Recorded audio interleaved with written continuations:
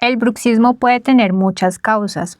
Pueden ser emocionales, musculares, posturales, dentales o oclusales, respiratorias, neurológicas y también del sueño.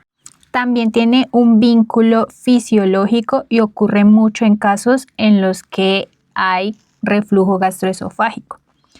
Resulta que el reflujo pues es ácido que sube por el esófago desde el estómago, y este ácido en muchas ocasiones puede llegar a la boca o a la cavidad oral, y lo que hace el cuerpo como mecanismo de defensa es activar los movimientos mandibulares, masticación o bruxismo para empezar a generar más saliva y que la saliva contrarreste esta acidez que hay en la cavidad oral y pueda regularla de alguna manera.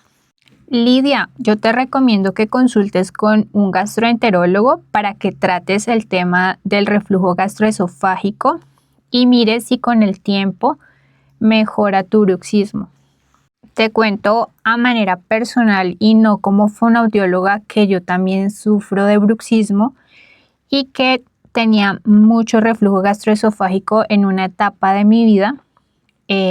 Consulté con el gastroenterólogo y empecé a darme cuenta que las cosas que a mí más me ocasionaban reflujo era tomar café después de las 3 de la tarde, consumir ciertos alimentos como el tomate en horas de la tarde o ya tipo noche, salsas, grasas.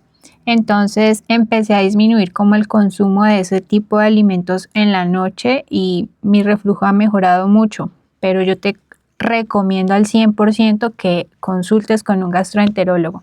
Puedes empezar a identificar si tu bruxismo es ocasionado por el reflujo, porque como te digo tiene muchas causas y pues hay que empezar a verlas una por una para ver tratando cuál de todas esas causas que te mencioné pueda hacer que tu bruxismo disminuya.